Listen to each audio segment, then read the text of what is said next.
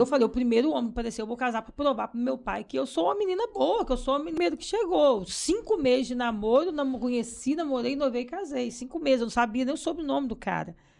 Então, você tem ideia, eu estava na igreja, só que ele estava na igreja, a ovelha vestida de lobo, né, gente? Tem que ter muito cuidado com isso, viu, meninas? Tem que ter cuidado com isso. Às vezes você tá lá na igreja, mas tá lá só para pegar as virgenzinhas, né?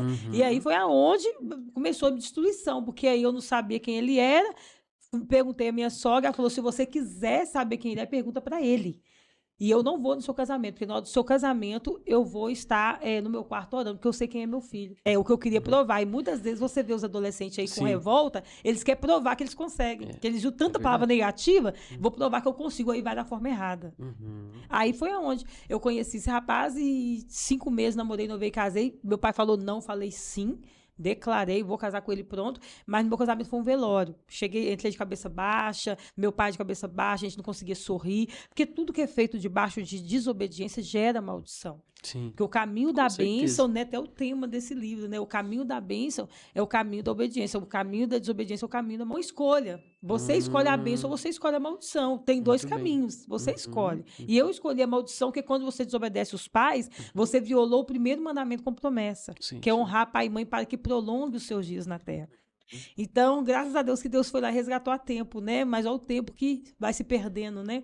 E aí foi aonde eu comecei casei com esse rapaz e comecei a ver o tanto que ele estava mentindo para mim. Aí eu fui percebendo que tinha alguma coisa errada. A família dele não contou, porque realmente deixou eu descobrir. Eu perguntei para ele: como que é o seu passado? Tem como você me contar? Ele falou: se você quiser casar comigo, nunca pergunta meu passado. E aí eu, cega, querendo provar que eu ia ser uma menina que ia casar, aí foi aonde eu achei que estava resolvido, mas não estava. E foi tão engraçado que a minha irmã ficou tão desesperada com esse casamento que tinha um homem lá perto de casa que ele revelava. E eu não gosto muito de ir atrás de pessoa que revela. Mas a minha irmã estava tão desesperada, eu vou levar ela lá para ver se ele fala alguma coisa para ela acordar. A minha irmã já tinha visto que o demônio estava no homem e tudo.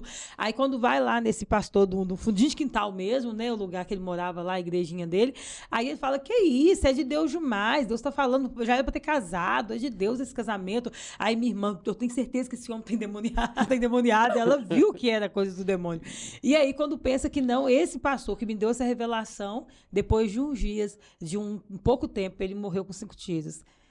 E ele morreu, que foi descobrir, ele fez uma igreja na casa dele, e aí ele estava correndo da polícia do Rio de Janeiro.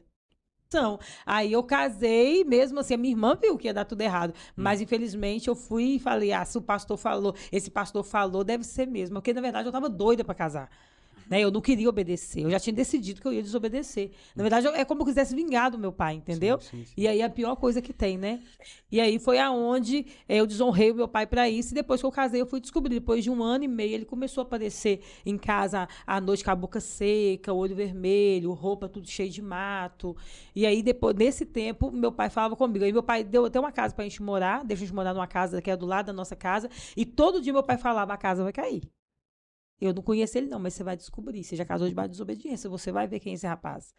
E aí foi acontecendo, até que eu descobri realmente, quando pensa que não, 3 horas da manhã, aquele tanto de polícia quebrando a minha casa toda. E ele saiu, falou comigo: eu tô indo na igreja. Aí ele pegou uma bolsa e não deixou ver o que tinha dentro da bolsa. Eu falei: eu posso ir com você? Ele falou: não, eu vou sozinho. Não deixou eu ir. Já tinha meu filho, que veio do meu casamento, tava com uns 6, 7 meizinho mais ou menos, do berço ainda, que é o Arthur. E aí, de repente, ele fala: eu vou sair, eu vou pra igreja, mas você não vai vir atrás de mim. Aí ele foi. E não, eu podia ter pegado essa bolsa, a força, e abrido, eu não abri, foi deixei pra lá. Aí, de repente, de madrugada, ele chega primeiro, com o olho regalado, deita na cama correndo e vai dormir, fala: vão dormir correndo. Eu falei: vai estar acontecendo alguma coisa? Ele falou: não, tá não, vão dormir. Isso já era quase mais ou menos, às 11h, meia-noite, mais ou menos. Aí, quando entrei 3 da manhã, a polícia chamou no portão. Aí chamando o nome dele, e aí de repente quebrando o portão, atirando no quintal, que ele começou a fugir, quebrar a janela do fundo, a polícia começou a atirar. Aí de repente eu fiquei desesperada. Aí meu pai ouviu. Você não sabia o que era? Não sabia. Geralmente a mulher é inocente, né, nessa situação, porque eu via que ele chegava com a boca seca, chegava de madrugada, mas ele sempre dava uma desculpa. Ele arrumava carro, ele era mecânico, falava: tava arrumando carro de alguém aí no morro. Ele dava uma desculpa, e eu muito nova, então era muito inocente. Aí meu pai sabia que estava aprontando. Pessoa, mãe de idade já sabe, né? Aí meu pai desceu, aí de repente o tenente veio e falou, o seu marido acaba de tentar estuprar uma moça no bairro São Joaquim de Bico, flagrante. Na hora ele fugiu do flagrante. Aí ele chegou lá com a boca, com o olho aberto, regalado, porque nessa hora ele fugiu. E aí foi aonde ele chegou lá. E você tem ideia, ele atirou tanto no quintal que atirou na minha cachorra, lá no quintal, ela saiu gritando. E eu peguei meu filho do berço, no meio dos tiros, olha o livramento de Deus, e fui levar para o segundo andar na casa do meu pai, subi a escada e tiro por todos os lados. E eu abraçada com meu filho no peito. Aí quando eu cheguei lá em cima, o meu pai falou assim, e aí, minha filha, agora a casa caiu? Falei, caiu, pai. Desce pra cá, vem me ajudar, porque eu não sei o que fazer. Ele falou, eu te avisei. Aí eu falei, só esconde meu filho. A minha preocupação é que protegesse meu filho. Guarda meu filho aí dentro, mãe. Pela que minha madrasta, guarda meu filho aí dentro. Põe ele na cama e protege meu filho. E aí eu desci com meu pai, e aí foi aonde o tenente começou a falar. E eu muito nova, então foi um susto. Eu nunca tinha visto polícia na minha casa, então foi assim, um susto muito grande. Aí ali eu comecei a ver o preço da desobediência. Aí eu vi como que atrai maldição. E aí agora eu tinha que encarar. Eu escolhi, foi uma escolha. Então, toda escolha tem uma consequência. Então, foi uma escolha. E aí, o que acontece? De repente, aí os policiais veio e começou a falar, olha, você não vai acreditar, você é esposa, mas o seu marido, ele acabou de tentar estuprar uma moça. E a gente já puxou a ficha dele lá, não foi a primeira vez e tal, e foi falando. E a esposa, não, qualquer coisa menos isso, eu não acredito. Não, pois é, isso mesmo. E ele colocou a faca no pescoço da moça, e ele estava na bolsa, ele estava com uma corda, uma faca e uma coberta.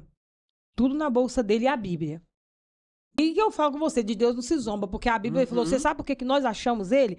Porque a Bíblia dele, ele falando comigo, a Bíblia dele ficou aberta justamente no lugar que estava o nome da rua, o número da casa, a foto dele, tudo dele, que ele tinha uma página na Bíblia que tinha tudo sobre ele. Passou esse tempo, aí o policial voltou lá e falou, olha, não dorme na sua casa, ele tá por aí, a gente não conseguiu pegar ele, eles não conseguiram pegar ele, fugiu do flagrante.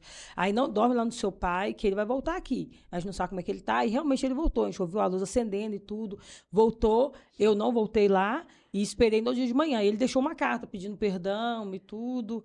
E claro que ele era muito esperto, e falou assim, eu não fiz o que eles estão falando que eu fiz. Só que ele é tão esperto que eu ia falar, mas como é que ele sabe o que ele estava falando, então? Aí ele é tão esperto que ele falou assim, eu estava escondido e vi eles passando, comentando. Então ele é muito esperto, muito esperto. Eu vi eles comentando e esse tipo de crime eu não cometi. Então, mas eu te peço perdão, eu amo você, amo meu filho, e em breve eu volto para esclarecer tudo. E foi embora. Aí, de repente, depois de uns dias, o telefone toca, a polícia falando, nós já pegamos. Aí a polícia deixa, né? Quando foge do flagrante, a polícia deixa para buscar provas. Aí tem que deixar, pode até ver a pessoa na rua que eles não pegam, até ter provas. Aí eles vão juntando provas, aí eles juntaram provas, e chegou um dia no ponto de ônibus, eles foram e falou, traz o uso pessoal, que o seu marido está preso. Aí quando eu cheguei lá, eu não consegui ver ele, que ele estava deformado, de tanto que ele tinha apanhado. Eles falavam, não, você não pode, nem precisa você ver ele, porque ele nem vai reconhecer, de tanto que ele apanhou. E aí foi onde eu comecei a sofrer, né? Tava muito bem, tratava meu filho muito bem, trabalhando fichado. Trabalhando, ele era encarregado de empresa, saía de gravata, ele era encarregado da empresa. Então, ele escondia muito bem, era muito inteligente. Aí, pronto, aí, de repente, quando pensa que não, aí ele chega, eu falo com Deus, com meus 7 irmãs, do coque. Aí as irmãs começavam a orar de casa. Quando elas entravam, ele saía. Ele não suportava a presença das irmãs. Parece que o diabo já sabia que tudo ia vir à tona, né? E eu falava, Deus, pode mostrar. Eu já errei mesmo, eu quero saber quem é esse homem. Agora eu já tô enrolada mesmo, desobedeci meus pais, vou pagar preço, mas agora eu quero saber o que esse homem tá fazendo. Aí elas entravam e começavam a marchar dentro de casa de orar, ele já saía correndo, ele não suportava. Aí depois que terminou a campanha de oração, de repente Deus mostra tudo. Quando pensa que não, ele tá em todos os jornais de Betim. Né? Aí, porque a gente não está preparado para algo, aí começa a jogar para fora o que está dentro. Aí veio todas as filhas jogando para fora, aí veio a crise de ansiedade, a síndrome do pânico, aí eu comecei a ter uma dor como fosse um tumor na minha cabeça, que eu desmaiava na rua de dor de cabeça. Isso eu com 20 e poucos anos. A situação veio para me destruir. Aí, de repente, eu caía na rua, o pessoal me carregava para o hospital, colocava na cadeira de roda, quando ia ver eu não tinha nada. E aí eles olhavam, ela está com uma crise de ansiedade, mas na verdade ela estava com depressão profunda, estava no alto nível de depressão. Aonde eu me tranquei no quarto, aí eu morando com meu pai, me tranquei no quarto, eu não queria sair mais do quarto, porque eu estava com depressão profunda, e eu ia visitar ele na cadeia. Eu ia pele e osso, aí eu fui emagrecendo, até ficar pele e osso. E também eu comecei a ser ameaçada de morte por ele. Ele colocou pessoas na rua para me vigiar. Bilhetinho, os caras passavam, me entregavam bilhetinho. Aí quando eu olhava o bilhetinho, aí eu abri e falava assim, ou você vem me visitar ou eu mato toda a sua família. Aí eu jurava meu pai de morte. A única pessoa que ele falava que não ia matar é minha madrasta, que ela era muito boazinha. Meu Deus, que vou matar seu pai, vou matar todo mundo. Eu trabalhando, eu arrumei emprego, trabalhando na loja, eu via homens na rua, em pé, me observando de braço cruzado, me vigiando. Então, assim, eu fui meio que obrigada. Eu escolhi realmente não só perdoar, mas ver até onde ia dar, que, infelizmente, uma situação dessa, a pessoa acaba morrendo, né? Infelizmente. Eu sabia que ele não ia sobreviver, só se ele arrependesse mesmo. Então, eu pensei, ou ele vai ser liberto mesmo, vai virar um testemunho, ou ele vai morrer. Então, eu vou lutar pelo menos pela salvação dele. E com isso também debaixo da pressão psicológica, que é ele falando que me mataria se eu não visitasse ele. E mataria minha família. Então, eu fiquei esse tempo todo visitando na cadeia. Ficou muitos anos visitando na cadeia. E meu pai tomou ódio de mim porque eu ia visitar ele na cadeia. Aí meu pai falou, já que você vai visitar ele, eu vou tomar a casa que eu te dei e vou te jogar na rua. Aí meu pai me jogou na rua. Ele falou, e eu com depressão, crise de ansiedade e síndrome do pânico. Pele e osso. Meu Deus. E aí ele pegou meu filho e falou assim, seu filho é meu. Lembra da maldição hereditária? Quem que ele roubou primeiro? Ele pegou primeiro eu e minha irmã da minha mãe. Aí ele fez a mesma coisa com meu filho. Tá vendo como é que vai indo? Meu Deus. Aí ele já pegou meu filho e falou, seu filho você não põe a mão. Seu filho é meu, eu vou cuidar do seu filho. Você nem tem condições mesmo para cuidar, eu vou cuidar. E realmente eu não tinha, né? Morte. Aí ele falou, seu filho é meu, você não vai pegar pôr a mão no seu filho. Aí começou a lavar e celebrar o que ele fez comigo, com a minha irmã da minha mãe. Aí começou fazendo meu filho. Aí meu filho falava com meu filho assim, sua mãe te odeia. No dia que eu vinha visitar meu filho, que aí meu filho escondia atrás da porta e falava assim, não, mamãe, não põe a mão em mim, não, mamãe. Você não pode chegar perto de mim, não. Eu falava, por quê, filhinho? Ele pequenininho, com uns 3, 4 aninhos de idade. Porque o vovô falou que você me odeia, mas o papai, vocês me abandonaram. Por isso que vocês não cuidam de mim. Então não chega perto de mim, não.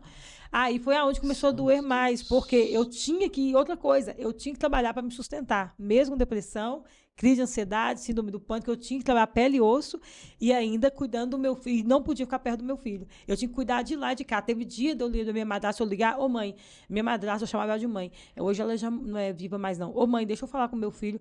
Aí ela falava assim, não, minha filha, aproveita e já faz uma oração, que ele está sendo amaldiçoado de todas as formas aqui. A hora onde você estiver, seu filho está sendo muito amaldiçoado. Então ele era muito amaldiçoado também, como eu fui. Então eu tinha que parar tudo que eu estava fazendo na hora e começar a orar no meio da rua, quebrando maldição da vida do meu filho. E aí, pronto, fui trabalhar em casa de família, aí caí numa casa de família lá em Buritis, que a mulher não deixava eu comer.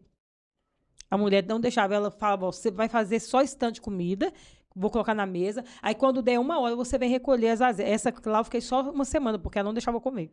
E isso eu sofrendo, doente, já pele e osso já. Aí ela falava assim, aí depois você vem tirar a comida. Só que eu achava que eu ia tirar a comida e eu ia poder comer, mas na verdade sobrava os carocinhos de arroz, os carocinhos de feijão, e eu começava a catar. Aí eu vi o preço que eu estava pagando pela desobediência.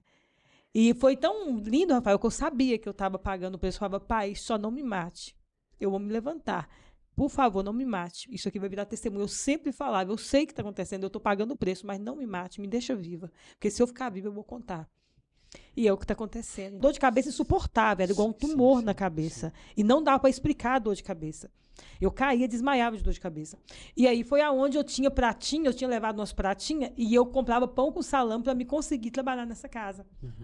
Para me comer. E aí eu falava com ela, por que você não deixa eu fazer um pouquinho mais de comida? Porque eu moro aqui, eu também tenho que comer. Eu falei assim, não, a medida é essa, sobrou, sobrou, não sobrou, não sobrou. Aí eu ia e comprava pão com salame. Aí nessa casa eu fiquei só 1 semana, porque eu não ia conseguir ficar lá sem comer, né? E eu precisava comer, alimentar, porque eu estava tomando muito remédio para depressão. Aí foi aonde chegou um ponto que aí o que eu fiz? Eu saí da minha casa, dessa casa que eu trabalhava, e eu fui para Betim, e eu falei, sabe uma coisa? Eu estou sofrendo muito. Aí eu fui para trabalhar em outra casa de família, aí sofri muito lá também. Eu falei, sabe de uma coisa? Aí o que acontece, Rafael? Tinha um quartinho de empregada nessa outra casa de família, e ali a televisãozinha desse tamanhozinho. E lá passava o Diante do Trono. E antigamente passava muito aqueles louvores, né? Quero beber do teu rio, Senhor. Aí, aquele momento, aí toda vez, meu quartinho era do lado do canil de cachorro, um fedor insuportável, cachorro policial, um fedor insuportável, era lá no fundo do quintal mesmo. E aí tinha essa televisãozinha, quando eu colocava, quando a Paula estava cantando essa música, aí eu começava a rolar no chão. Pele e osso, com depressão, eu quero fluir E aí eu começava a chorar e pedir perdão a Deus.